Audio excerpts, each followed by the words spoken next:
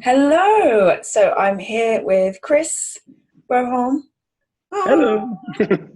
I'm excited to have you here on my YouTube channel today because we're talking about something very cool, very exciting. But first, how are you before we dive into all of that? Dive Oh, in all of that.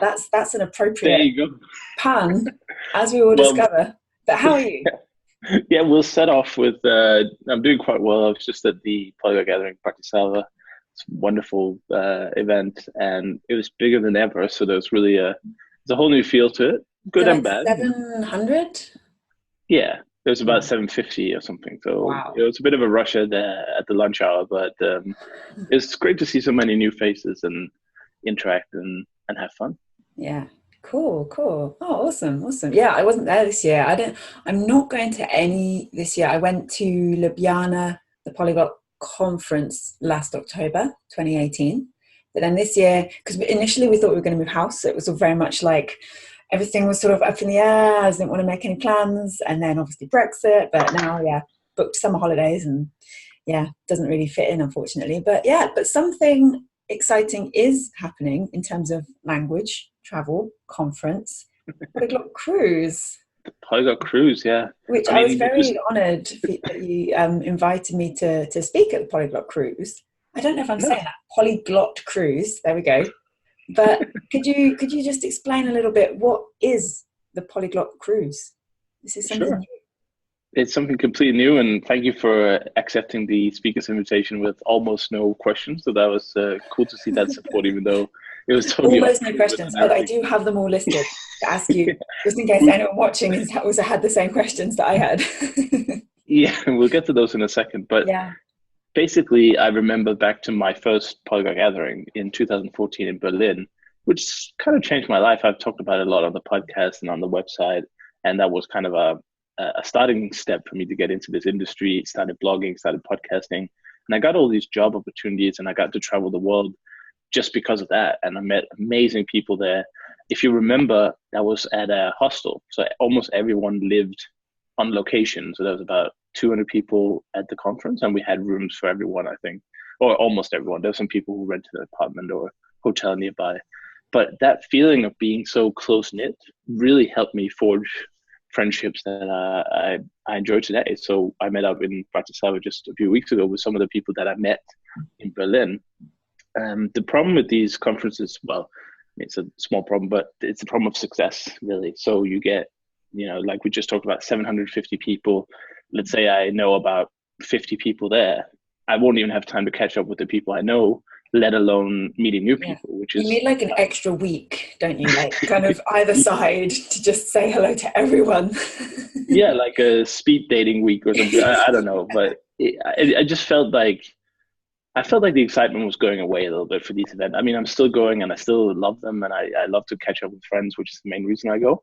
But I just felt like that initial excitement of being in a kind of small group was fading. So I didn't really think more of it until our mutual friend Lydia mentioned she was going on something called the Nomad Cruise.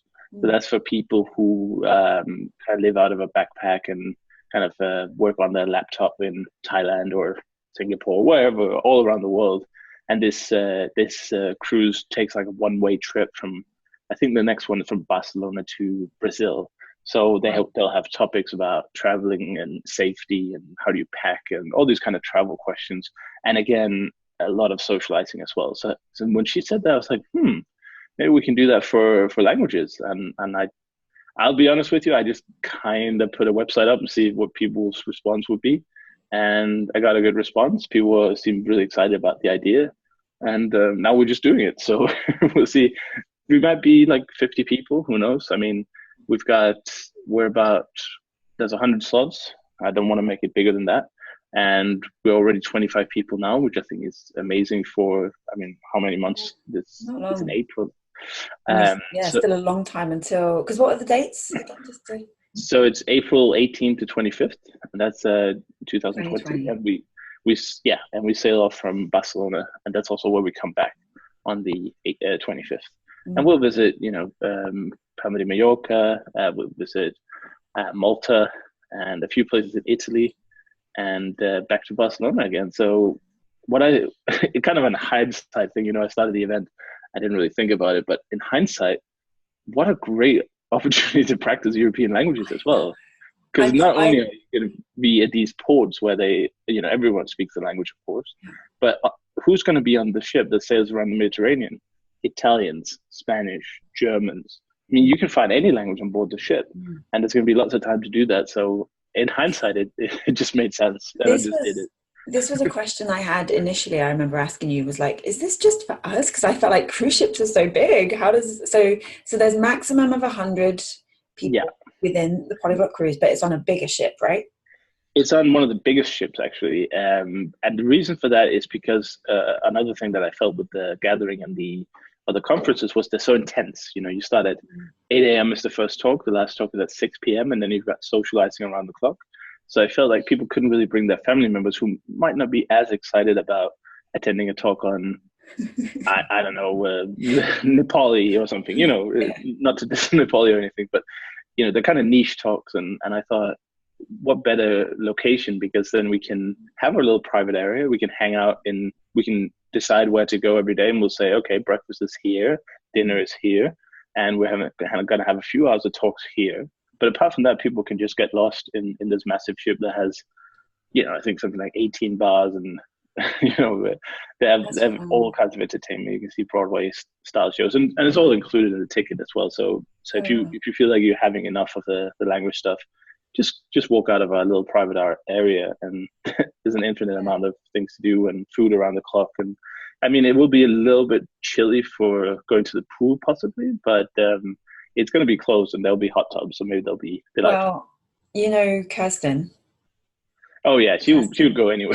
She'll be in. She's like big outdoor swimmer. Yeah, she'll be in. I'm excited as well, especially like Malta. I've never been to Malta, and been curious to go for a couple of years. In terms of language, I'm thinking, I know we're only going to be like in port for like a few hours, but I'm like, right, got a chance to learn Maltese. Gotta do that now. Yeah, it's really funny because I'm sure you remember the Hyperglot movie where the main topic is Maltese. Yeah. So in a way, kind of, I mean, it's not that I believe in destiny or anything, but some pieces when you look back look a little. And also, that's a funny story from Bratislava. We were sitting in a pub, me and a few other participants, and the waitress comes over, and we hear she has an accent. And if there's anything the polyglots love, or language lovers, is that, which language can I get to use now? Yeah. And she's like, yeah, I'm from Malta. And everyone just died because obviously nobody knows. So it's like, okay. But there you go. We met a Maltese waitress in the bar. And then Dave, a mutual friend as well, he's actually learning Maltese. He's got the books and everything. So everything just kind of plays together. And I've never been there before either. It's going to be very interesting to see. And there'll be lots of time to go off the ship. We'll have, I think it's something like 6 different stops, and there's going to be a lot of time from after breakfast until we start the program in the afternoon to go off the ship and explore and buy touristy, plasticky things if you're that kind of person. That way, Glenn.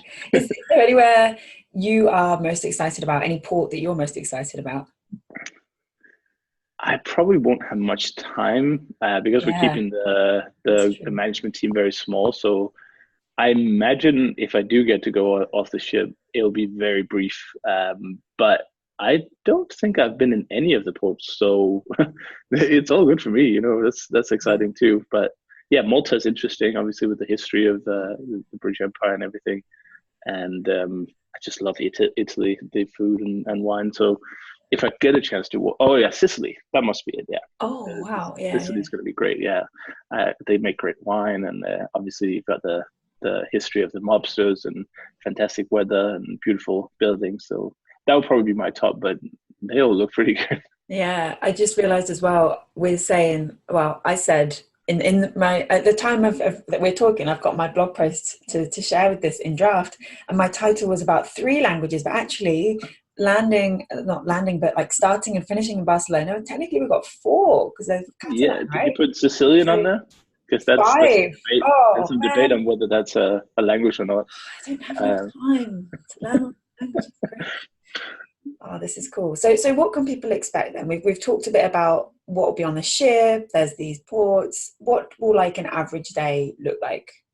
Yeah, good question. So we'll have a designated place for breakfast. There's like a buffet. So we'll meet in some corner of the buffet, and then whoever is an early bird or an early riser, will come and have breakfast at some point, and then we'll be in a port. So usually the ship sails in during the night, so you wake up in a new place. So we can have breakfast, and then we can go ashore together.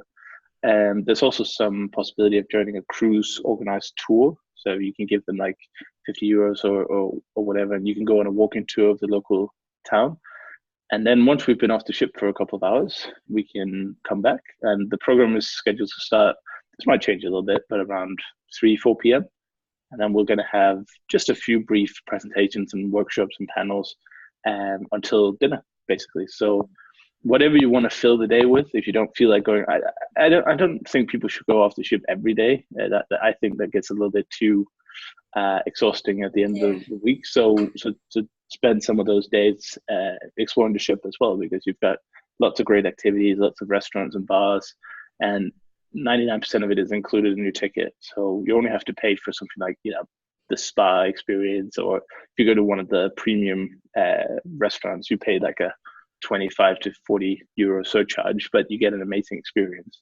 So if you're a foodie, that might be an option as well. But if you go on the website, you can see the very long list of things to do, and especially on the ship, which is another benefit of having it on such a big ship. Nice. So those presentations in the afternoon then, we've got 5 speakers, correct? Depends if you count me. I might have a presentation to do. Yeah, we'll be 5. Yeah, I think that's a good number, because we've got it's a 7-day cruise, but of course the first and last day they probably are going to be mostly packing and getting on and off the ship. So we're going to have 5 days. So a speaker for every day is going to be like the main speaker, but I think we'll invite kind of the panel on at the end of the day sitting to kind of allow people a little bit more broader question and answers. Or I want it to be very interactive as well. So if people have very specific problems in language learning, or we also talk a little bit about online language business, they can get their questions answered. It's not just a presentation and then we go to dinner, Yeah. Cool. I like that. I love how it is so contained and like, I want to say like compact, there is that sort of chance for more interaction. So that's going to be really fun. Yeah, I could have made it, a conference first and a holiday second, but I think if we were on a cruise ship and we had, let's say, 10 hours of presentations a day, 50 speakers. You'd be looking out the window, right? Just like, you'd be walking around this. Yeah, exactly. So that was the philosophy, really, and also the presentations are just meant to be kind of starting points for discussions. I hope that people will get to know each other very well, because we're so few compared to other conferences, and also that people can kind of brainstorm and ask questions for people who've already done it. We've got some amazing language learners, amazing online business owners as well. So, there's plenty of time and to ask the questions or get specific help. I mean, if you have a problem, bring your computer or your notes or whatever. We can do it over a beer in the bar later as well.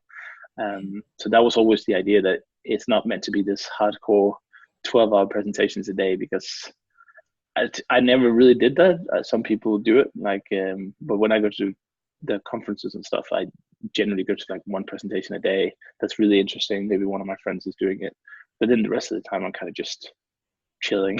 so it's kind of after my head, this whole thing. Yeah. I can see, like, having been with you at events and stuff. Yeah, we're definitely very different in that respect. But I'm very, very excited and like looking forward to this as something completely new, really exciting. And thank you for covering. I think we've kind of covered everything. Have we missed anything important that we haven't discussed yet? No, I don't think so. I'm just looking forward to the event, of course. And one thing that people might not know is that we'll do it again next year if it's a success. Awesome. And then I'll do a little bit like the Polyglot Conference. So I'll move it around different itineraries and stuff. Caribbean for sure, yeah. Maybe not next year, but I think the Norwegian fjords are on the list there as well. They're beautiful. And they just mix it up, There's also a tour from, there's a common itinerary from Copenhagen to St. Petersburg, visiting the Baltics. Oh, I yeah. think that's also really exciting. So kind of not to put pressure on people, but the support of this first one will really dictate how many more we're going to be able to do. We're going to do this no matter how many people come, and this, there's no risk for registering. We'll give full refunds until New Year, because we know how early it is that we're asking for this commitment.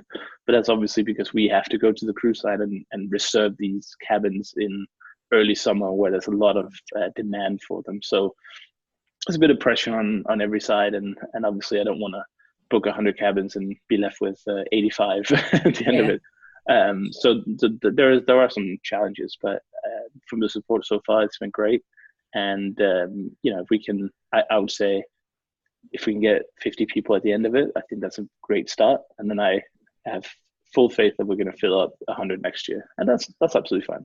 Yeah. Awesome. Awesome. So if people are maybe watching this and thinking, okay, I'm intrigued, I want to learn more, where can people learn more and sign up for Polyglot Cruise 2020? Good Yeah, year to so it's start. Nice. I love the sound of 2020, by the way. So yeah, good choice. yeah, yeah, me too. It's polyglotcruise.com. You'll find all the information. You'll find all the activities that are on the ship, and also a little presentation of the speakers and the accommodation, food options, and it should be all there, and how you register. So go do that, and I think we can give your viewers a special discount even. What do you Oh, say about that? yes. Yeah, yeah. Okay, so if they use your code Lindsay, Yeah. they can get an additional $50 off. Woohoo. So, It's just LINDSAY. so just a little bonus for people who watched all through the end of this. Nice, nice. Oh, thank you for that. It's very kind of you. And yeah, looking forward to it, and hopefully see you there as well. Polyglot Cruise 2020. It's going to be exciting. It's going to be fun. Thank you, Chris. No worries. Bye.